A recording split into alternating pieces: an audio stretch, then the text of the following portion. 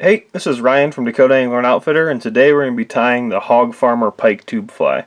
We're using the new Pro Sport Fisher Predator X or Predator XL tube needle and the Predator XL tubing, and we're using 200 denier gel spun thread. So you start with maybe a little over an inch piece of tubing. I like keeping mine pretty short, and start at maybe a third of the way up. Start your thread. And trim off your excess. Okay, make sure you got a good base there so it's not going to spin. And we're going to do this fly in black. So we'll take a pretty good piece of bucktail that I've already cleaned and gotten the short fibers and the really long fibers in the under fur out of. And we're going to reverse tie it. And kind of the key is to make sure you keep all your materials pretty evenly spread around the tube. So what I do a lot of the times, I'll do like 2 pretty loose wraps. Then I'll take and just even all that out around the tube and just make sure it doesn't have to be perfect, but your fly looks a lot better when you're done if it's pretty evenly dispersed. So then take, and this is why we're using the gel spun thread, kind of hold on to everything, flare it, do a couple more tight wraps, and just make sure everything's kind of evenly flared. And I'll go back through and trim off these excess fibers. So you're kind of going to cover this up anyway, so it doesn't need to be perfect by any means.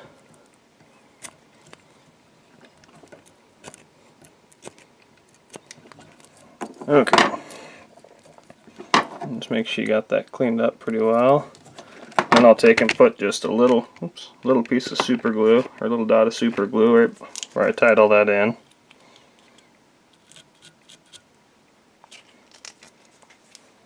Then take and kind of carefully fold everything back. So what this is going to do is going to give you a prop to put the rest of your materials around. So it makes everything kind of with the illusion of bulk without having a bunch of materials that are really hard to cast and don't sink very well. So once you get it kind of evened up, bring your thread to the front, and you're going to make a little thread dam in front of here. And that's going to determine the angle of how your bucktail is going to sit. I like it to be about a 45 or so. It doesn't have to be exact.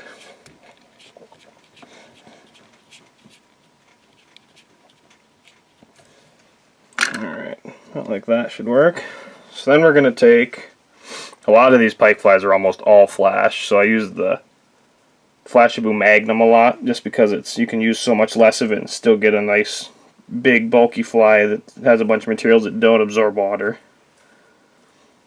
And then what I'll do with this is, rather than, a lot of times everybody will just tie their flash in so it has just cut the end, so the end of the fly is just straight. What we like doing, and what I think makes your flies look a little bit better, is if you take the ends of your flash and pull it to all different lengths, just so they're all a little bit different. And then what I'll do is take and tie it in kind of in the middle. It doesn't have to be perfectly in the center. And same thing, just like the bucktail, make sure you have it nice and evenly spread around the hook. And you can usually just do 1 or 2 wraps pretty lightly and just spread it around with your thumb and forefinger.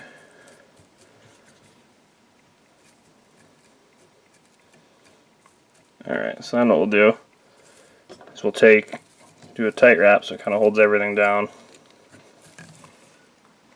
and fold all of this stuff that's facing forward backwards. So what this does is it keeps your fly, kind of gives your fly a little more depth. It makes everything a little different lengths so it doesn't look like it's just chopped off on the end.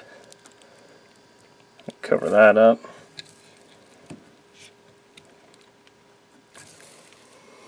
Alright, if you end up with any really long ones, you kind of add to the frame of the camera here, you can trim off any real long ones. Now what I also like doing is I do 2 colors a lot, just to give your fly a little added depth, and it just looks a little more like a real fish that way. So I'm going to do some red on this one and take about the same amount as you did with the first clump. And we'll do that same thing. Trim it off, stagger the ends of it,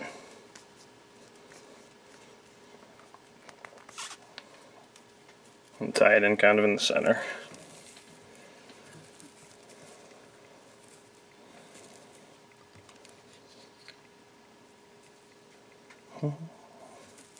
Oops.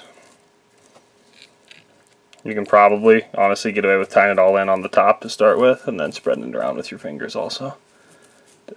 No matter how you get it spread out, just as long as it's fairly even, your fly looks a lot better when you're done. Alright. Same thing, take this, kind of fold it back so it's evenly around the hook.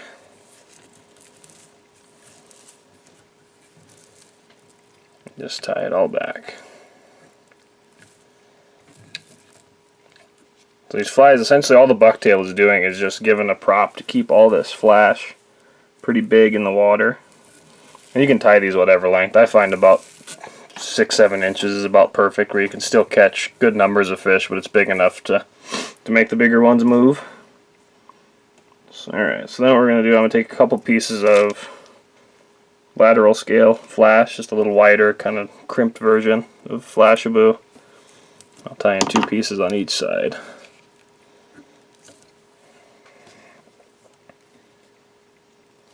And I'd like these to be just a little longer than the body.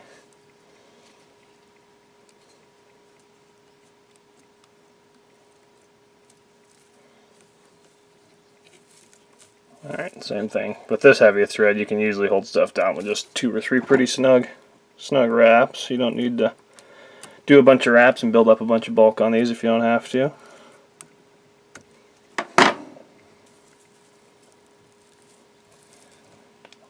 Okay, now we're going to do a dubbing loop. We'll do some ripple ice fiber for a head on this.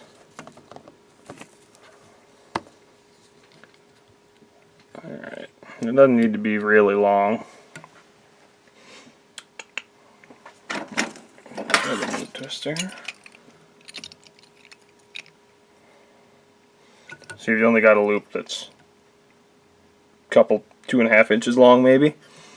So then I'll take, and you can tie these in whatever color again, but I'm going to do black ripple ice fiber on this one. And you'll take a fair amount. It's better to have a little too much. You can always kind of pick it out when you're done. But not much, maybe just a little bit more. We'll stick this in here. I kind of got to go off the camera since the camera mount's in the way.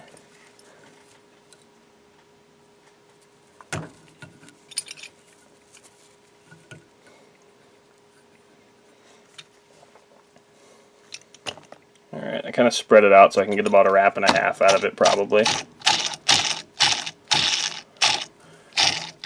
Kind of spin it up. And then you take, it always gets just kind of knotted up like that. You can just take a bodkin and pick out a little at a time until you kind of have a thin center core with all the ripple ice fiber coming off the sides.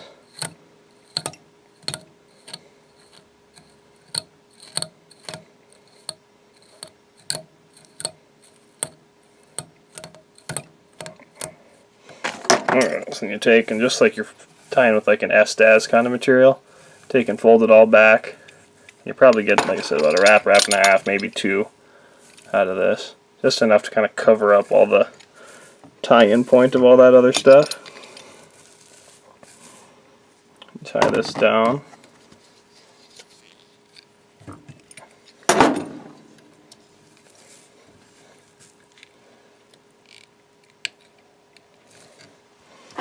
Alright, so you can trim your excess off now.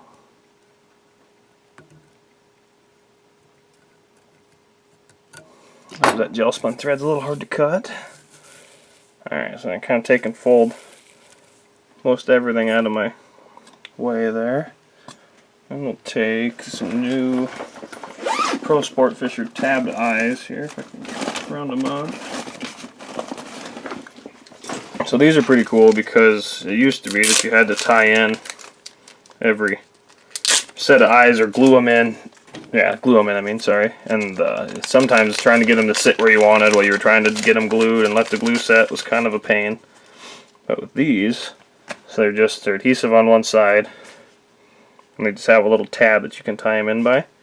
So with this, you can kind of just stick it wherever you want. Give it a wrap or two. And take your other one and do the same thing on the other side.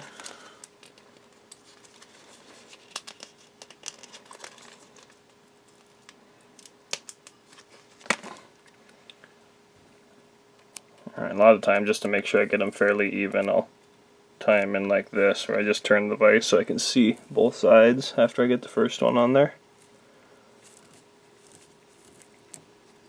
Alright, tie that down.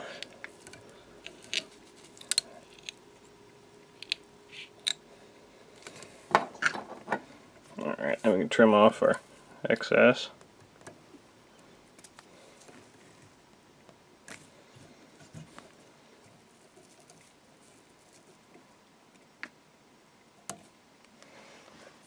Alright, this is one of the trickiest parts of these tube plies, is actually finishing the fly. So what I'll do a lot of times is, so the end, I'll turn this camera a little bit here, the end of this needle has a second taper on it. So I'll take and grab the whole tube and slide it just to the end of that taper so that I'm way closer to the end here. And you can do either half hitches or a whip finish with your finger, but it allows you to get close enough to the end where you can actually do it. If you're way back where you're actually tying the fly at, it's hard to get your fingers all the way back there. Alright, that's it for the tying part of this fly. Alright, then I'll take and trim the excess tube off. I usually just trim it off kind of right directly in front of the last little part of your fly there where the head's tied on. Alright, we'll put it back on the mandrel and we'll go through and glue this now. Okay, so now we'll take and finish the fly. We'll use some Solares Flex, and it helps if you kind of do it in stages. So do a little glue on the top. What I'll do a lot of times is just kind of goop it all on there, and then you can take a bodkin and kind of spread it around. And I like to get it so it kind of goes back to where the eyes start, so it kind of holds them up against the fly. Like that. Then you can take and spread it around to where you like. And I like to do it, like I said, do a little on the top, a little on the bottom, then if you have to go back through and do any more, it's easy to do. Let's take and zap that with our light.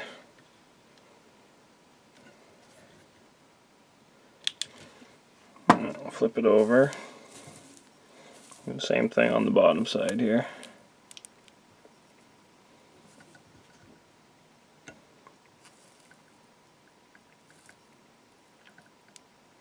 So I just kind of do a big goop of it on there, and you can take a bodkin or a toothpick or anything else and spread it around so it's even.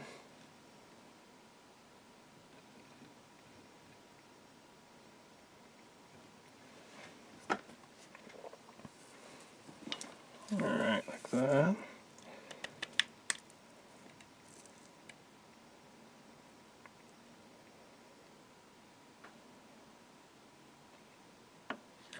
Perfect. Alright, and that's it. It's easy enough. It's a pretty simple fly. It's pretty much just flared bucktail and some flash and a head. You can actually see the whole fly here if I hold it back a little further, but they're not real big, but it's nice because they're not bulky, so you can actually cast it easily, and then they still hold their shape in the water because of that bucktail. It's flared underneath of it. So definitely tie a few up if you're chasing pike. The tube flies are nice because you can, when you go to unhook a fish, you can just pull the fly away from them, and you just have a hook in their mouth, which makes it a lot easier to get out of them. So thanks for watching.